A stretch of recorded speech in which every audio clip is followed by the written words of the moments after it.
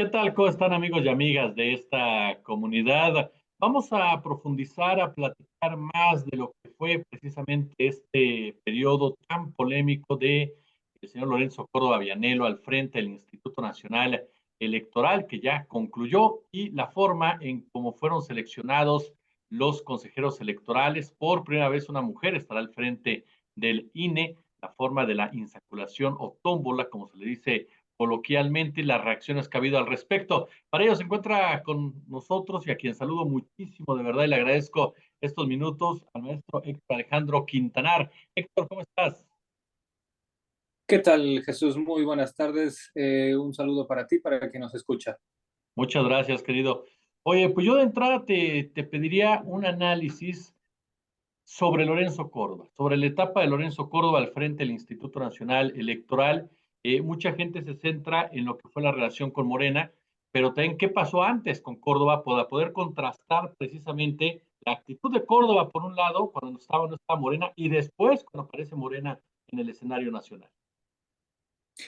Bien, Jesús, yo diría lo siguiente.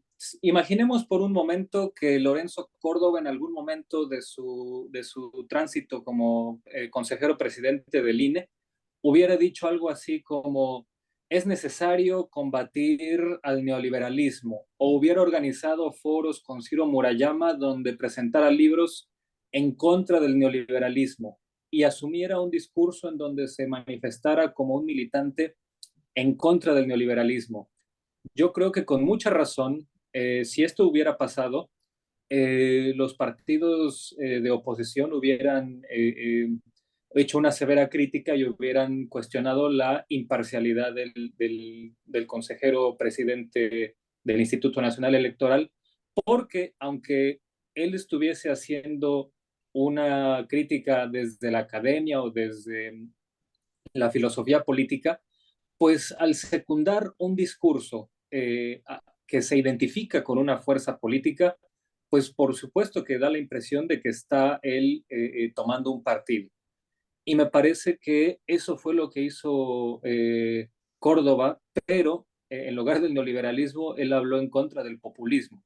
Entonces, es, esta actitud de Córdoba de secundar el discurso de una fuerza política por supuesto que fue en absoluto desmedro en su condición de árbitro de las contiendas electorales. Y por supuesto que la reacción de Morena y la reacción del presidente era absolutamente esperable, era absolutamente lógica y legítima porque eh, disfrazado de discurso académico, la realidad es que Lorenzo Córdoba estaba haciendo suyas muchas tesis de la oposición, por supuesto en esta parte de su crítica al populismo. Entonces, a mí me parece que el caso de Lorenzo Córdoba es, primero tiene que analizarse desde esta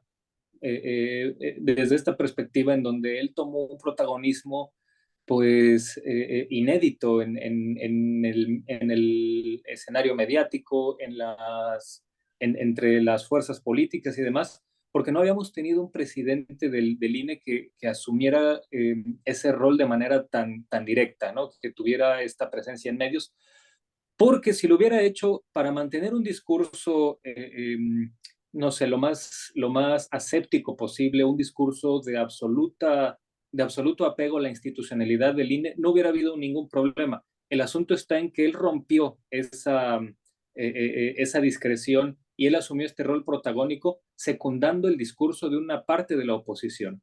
Y eso absolutamente es inadmisible. Entonces, ese es el papel de Lorenzo Córdoba como individuo, como personaje al frente de una institución. Aunque yo sí quisiera decir que Lorenzo Córdoba, como todos los consejeros, son resultado de un vicio de origen.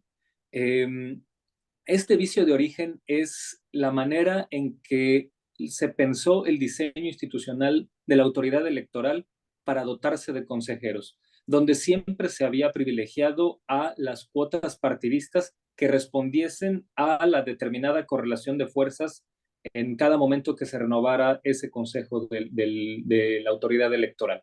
Es decir, en su momento, en 1994, cuando por primera vez existió una autoridad electoral, Pues cualquier cosa que fuera distinta a la verticalidad del priismo y cualquier cosa que le arrebatara el control de las elecciones a la Secretaría de Gobernación, pues por supuesto que era un avance. Y este avance se reflejó en esta legislación en donde se asumía que se iban a dar estos consejeros electorales con base en cuotas partidistas para darle una presunta pluralidad. Pero con el paso del tiempo nos dimos cuenta que eso era, por decirlo menos, insuficiente. Entonces, esos son los riesgos de que haya una integración basada en cuotas, porque se puede ocurrir que haya consejeros que tengan este comportamiento protagónico que le resta no solo imparcialidad, sino seriedad a la labor del instituto. ¿Cómo recordarás tú, Héctor, o cómo crees que recuerde la gente, o más bien dicho, el entorno como tal a Córdoba?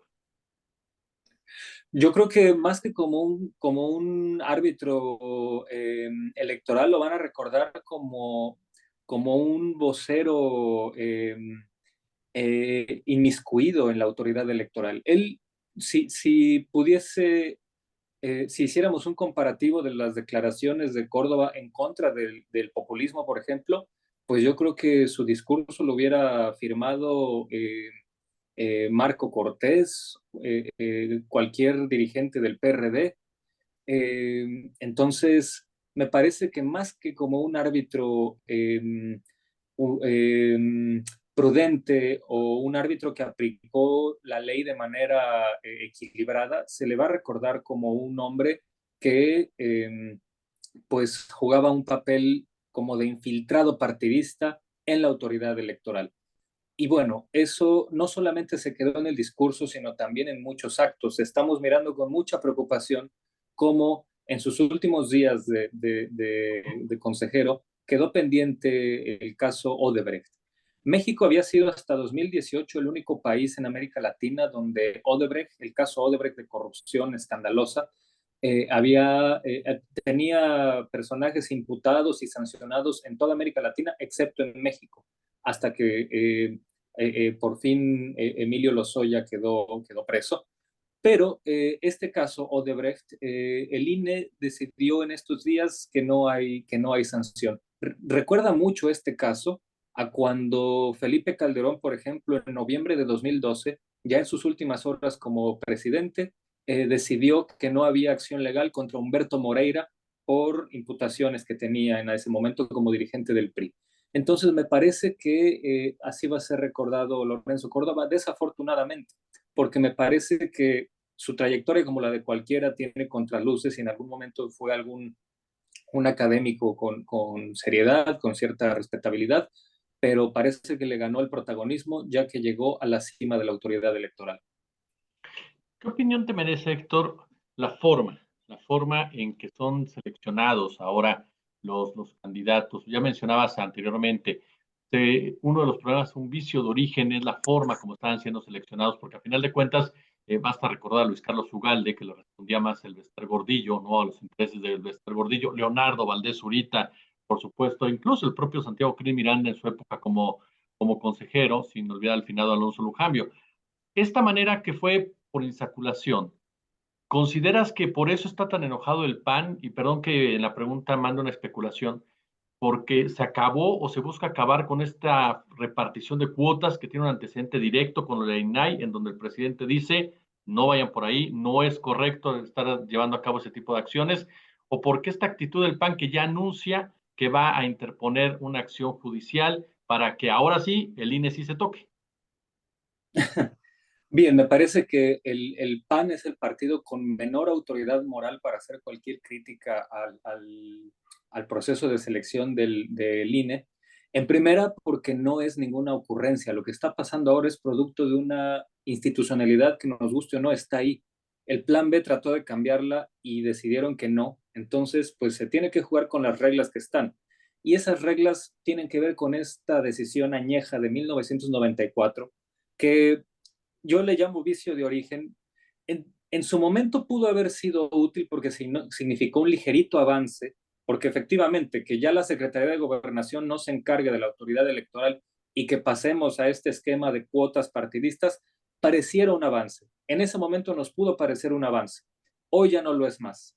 Y creo que el punto de inflexión a que esta dinámica ya no sea útil la provocó exactamente el Partido Acción Nacional.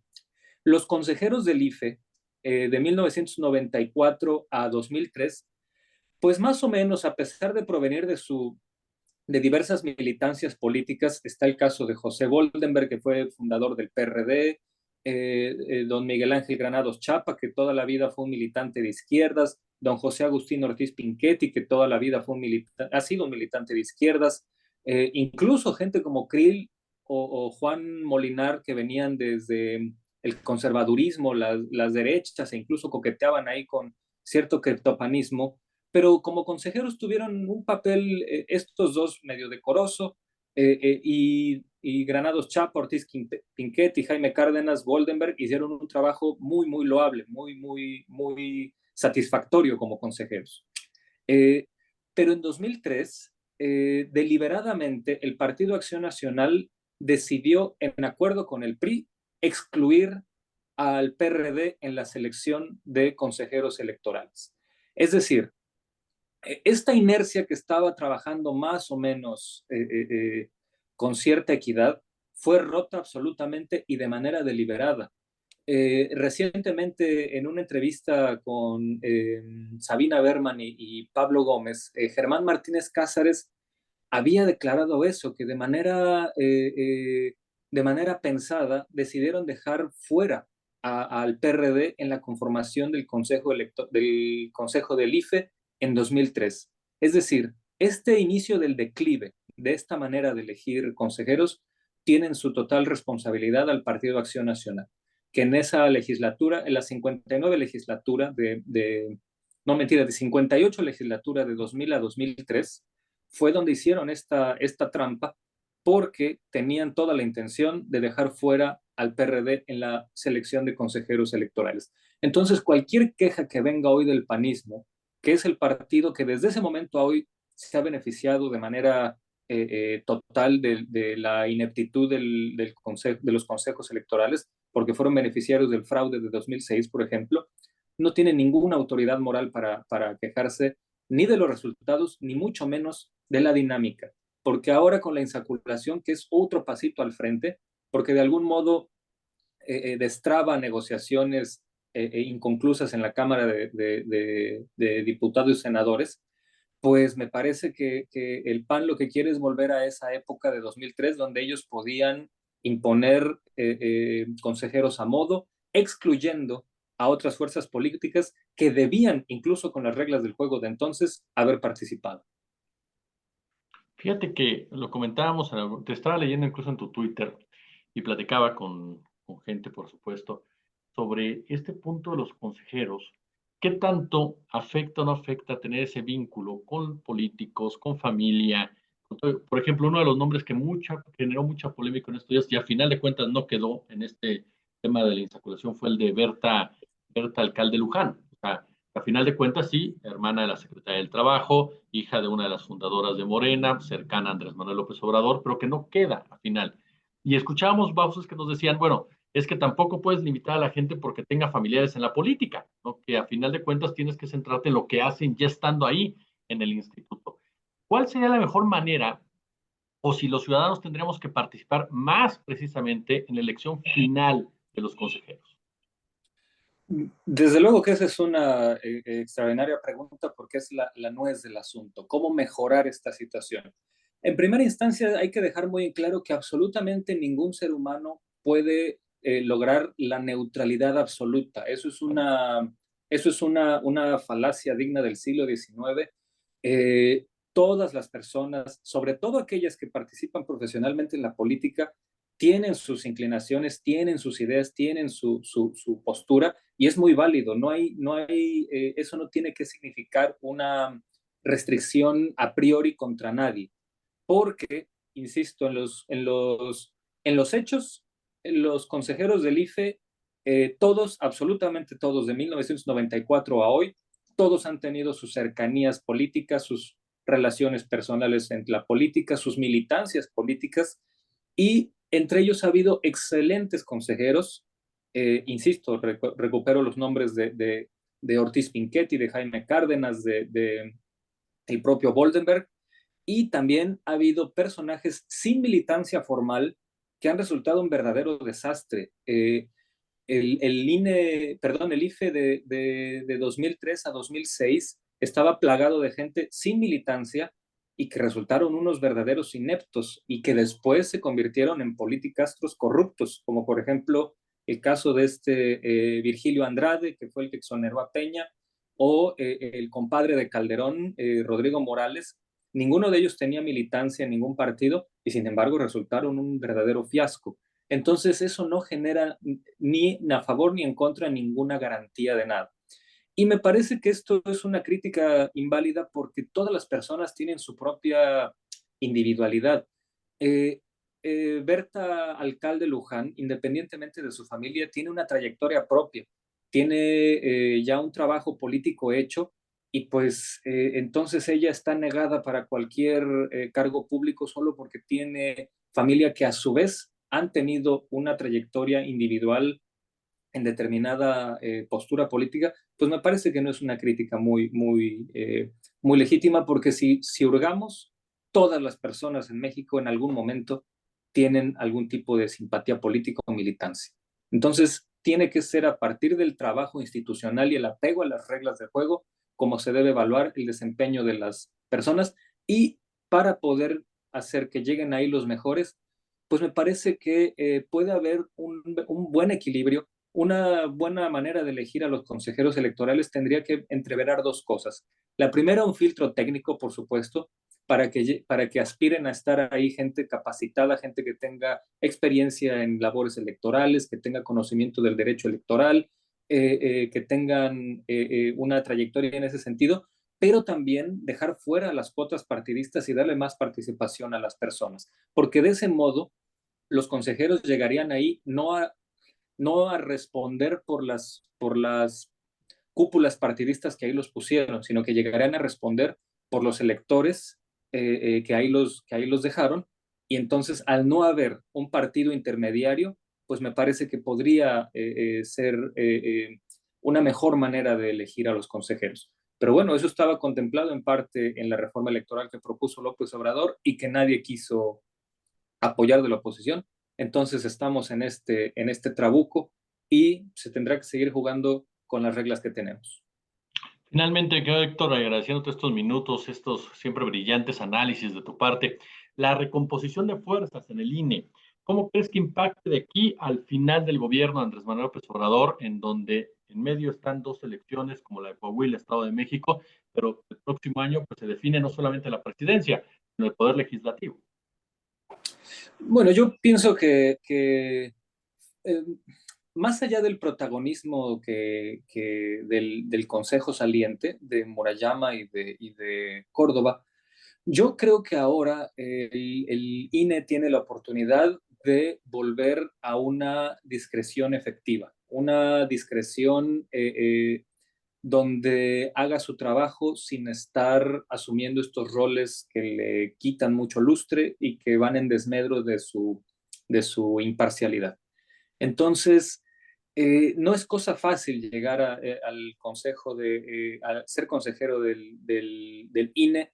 Las personas que ahora se están incorporando van a tener que adecuarse lo más rápidamente, van a tener una serie de cuestiones que atender, porque yo creo que lo que está enfrente no es solo la administración de las elecciones, sino también poner en la palestra lo que fue el gran fondo de todo, que fue la necesidad de reducir los costos de un aparato electoral que es muy caro, que ha sido medianamente eficiente de 1994 a hoy y en algunos episodios no ha sido nada eficiente, como por ejemplo en 2006, en la elección del Estado de México de hace 6 años, sin ir más lejos, el año pasado con la consulta a la cuestión de los expresidentes.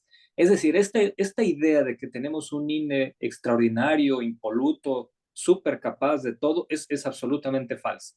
Ha habido muchos claroscuros en el INE que a pesar de su cuantioso presupuesto no ha logrado elaborar con nitidez, con claridad, con efectividad. Entonces, este nuevo consejo enfrenta estos dos problemas. El primero, administrar las elecciones importantísimas que ya están en puerta.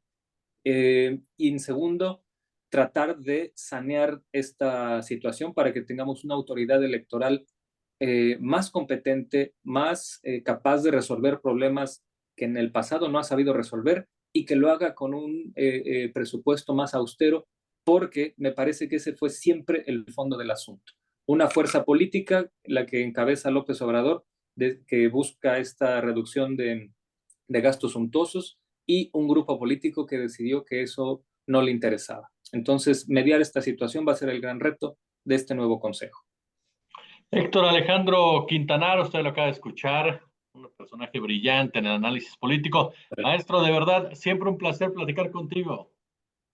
Te agradezco enormemente tus palabras, Jesús. Muchísimas gracias. Un saludo de nuevo para ti, para quien nos escuche.